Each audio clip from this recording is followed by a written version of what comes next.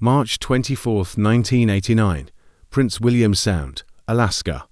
It was just after midnight when the oil tanker Exxon Valdez left the port of Valdez, carrying nearly 55 million gallons of crude oil bound for California. The sea was calm, the night still. Nothing suggested that the next few hours would mark one of the worst environmental disasters in modern history. At 12:04 a.m., the vessel made a routine course change to avoid floating ice. Minutes later, the tanker struck Bligh Reef, a jagged formation well known to local sailors, and well marked on every navigation chart. The impact tore open the hull, and the ocean began to turn black. Within hours, 11 million gallons of oil spread into the icy Alaskan waters. The slick expanded faster than anyone could react, stretching across hundreds of square miles. Coast Guard radio logs recorded the moment of realization. We've run aground, and we're leaking oil. By sunrise, the pristine wilderness of Prince William Sound, home to sea otters, bald eagles, and countless seabirds, was coated in crude. The air grew thick with the stench of petroleum. What had started as a routine voyage had become a catastrophe that would haunt the region for decades. Exxon Valdez was one of the most advanced oil tankers of its time, nearly 300 meters long and weighing over 200,000 tons when fully loaded. She had crossed the Pacific dozens of times without incident. But on that night, several systems that might have prevented disaster weren't working. The radar had been out of service for more than a year. No backup navigation equipment was in use. The ship's captain, Joseph Hazelwood, was experienced, a veteran of the U.S. Merchant Marine. But he also carried a reputation for heavy drinking. Investigators later confirmed that he had consumed alcohol before departure, though whether he was intoxicated at the time of the crash remains debated. Hazelwood left the bridge shortly before the grounding, placing the vessel under the command of a junior officer. The navigation orders were misunderstood, and the ship veered to far outside its designated lane. At 12:04 a.m., Exxon Valdez struck the reef at full speed. The sound of metal shearing filled the night as the hull split open. The crew scrambled to contain the damage, but crude oil was already pouring out of the cargo tanks. By the time emergency pumps started, the sea had claimed over 40,000 barrels of oil. The ship's radio operator called the Coast Guard, his voice calm but heavy. "We're hard aground. We need assistance." It was already too late.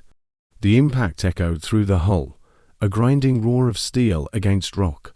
Exxon Valdez had run aground on Bligh Reef, and within minutes, oil began flooding from ruptured tanks. The bridge crew froze, unsure how much damage had been done. When the first engineer opened a hatch to the lower compartments, he saw black liquid pouring in like a tide. Attempts to reverse engines failed. The vessel was wedged deep into the reef. The engines fell silent as crude oil spread across the surface. It was pitch black night, and the slick was invisible to the eye. Only the sharp chemical stench gave away the scale of the disaster. By the time dawn broke, the sea around the ship was a dark mirror. Helicopters circled above, their rotors sending ripples through the oil. Birds, already drenched in the viscous film, struggled to take flight. The world was beginning to see what had happened, but no one yet understood how far it would spread. The first hours of the spill were chaotic. Exxon dispatchers hesitated before alerting federal authorities, hoping to manage the cleanup internally. By the time the Coast Guard arrived, the slick had already drifted beyond containment range. Prince William Sound was known for its pristine ecosystem, glaciers, forests, and thousands of miles of untouched coastline. Now, the water shimmered in rainbow hues of oil. The spill covered over 1,300 square miles, contaminating beaches, coves, and feeding grounds. Initial containment booms failed in the rising wind. Mechanical skimmers clogged with thick crude. The few chemical dispersants available proved nearly useless in the near-freezing temperatures. One Coast Guard report summed it up: "The equipment worked, the environment didn't. Within 3 days, The spill stretched more than 100 kilometers across open sea. Entire colonies of seabirds vanished. Sea otters washed ashore in clusters, their fur slick with oil. The Sound had become a graveyard, a silent monument to human negligence and corporate hesitation. The waters of Prince William Sound were a lifeline for countless species. For the sea otters, seals, and whales that called it home, the oil spill was a death sentence. As the oil slick spread, it coated everything in its path. Seabirds were the first to suffer, their feathers matted and unable to trap warmth.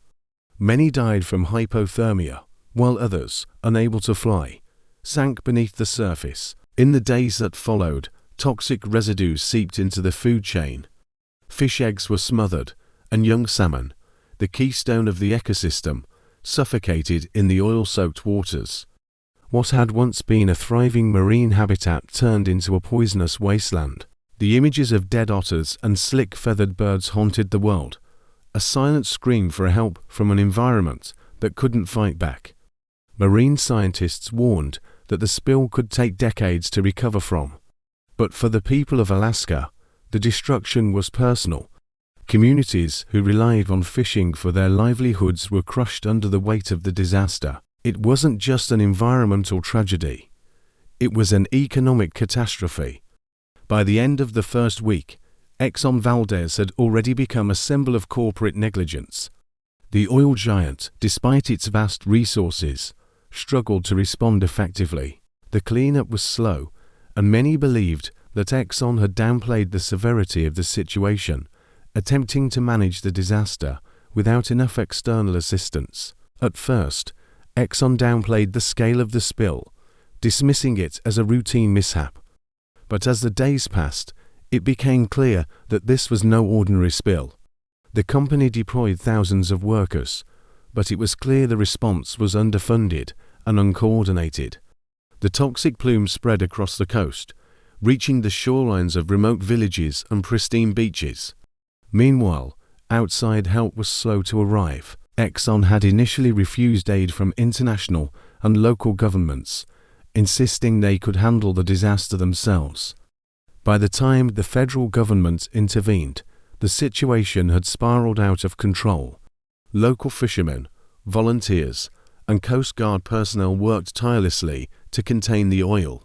They faced overwhelming odds, with the slick still spreading faster than it could be cleaned up. The smell of crude oil filled the air, and the once pristine beaches became a nightmare of blackened sand and dead marine life. Despite the valiant efforts, the cleanup was insufficient. In the following months, reports revealed that Exxon's oil spill response plan was outdated and inadequate for the scale of the disaster. The company had neither the resources nor the experience to handle an event of this magnitude. In the weeks following the disaster, public anger grew louder than any official statement. The face of that anger became Captain Joseph Hazelwood, accused of being drunk, careless, and responsible for one of the worst oil spills in history. Media outlets turned him into a villain, the drunk captain who ruined Alaska.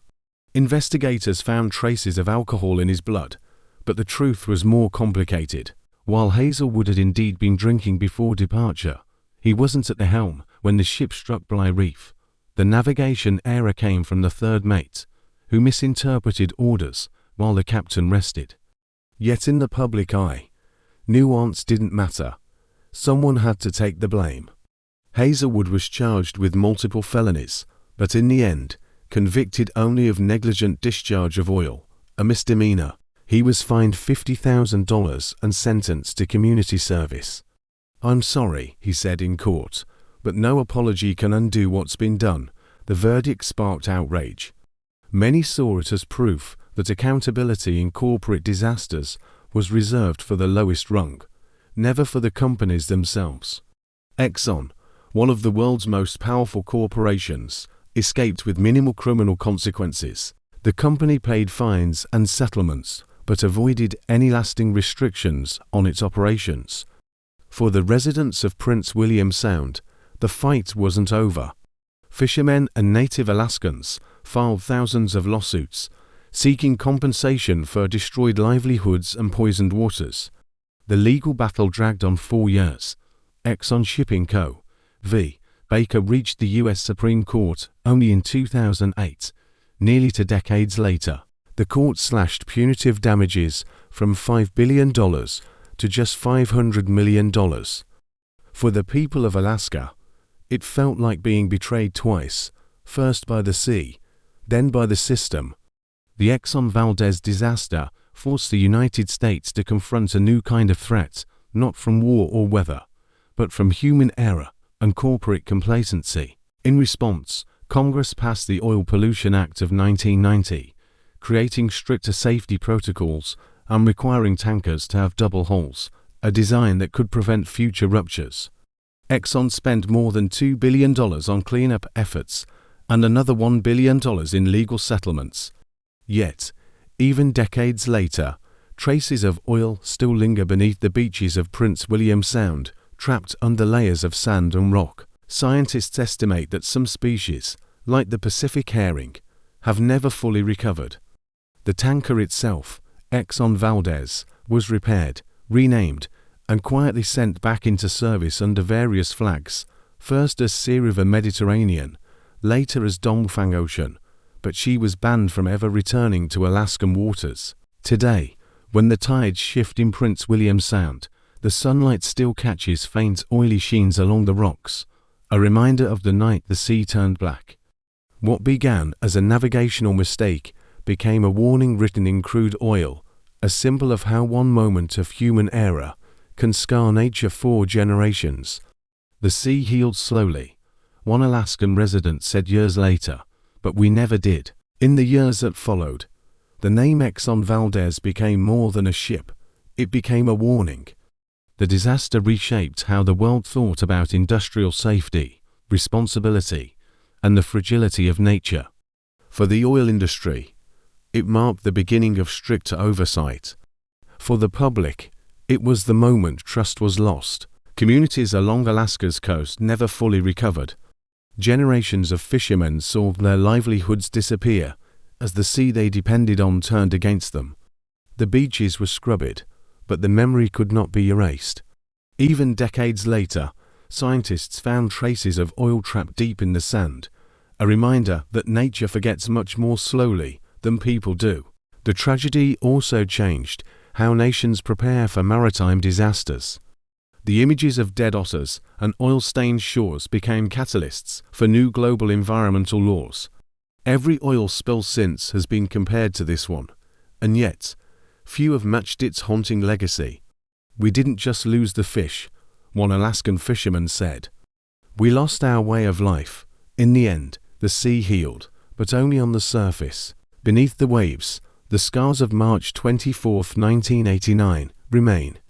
The Exxon Valdez disaster wasn't just a story about oil.